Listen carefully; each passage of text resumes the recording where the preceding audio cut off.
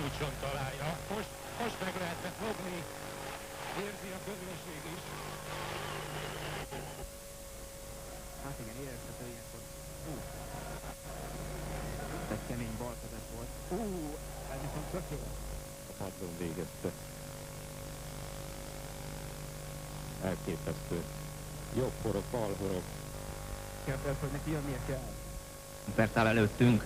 És Eket Gálpival szemben.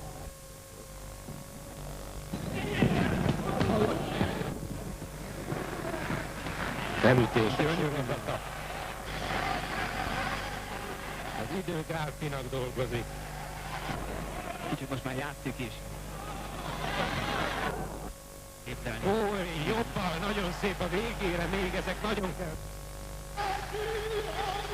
A harmadik profi. Ezeket blokkolni még előre lépés közben, mert nem ugrottam.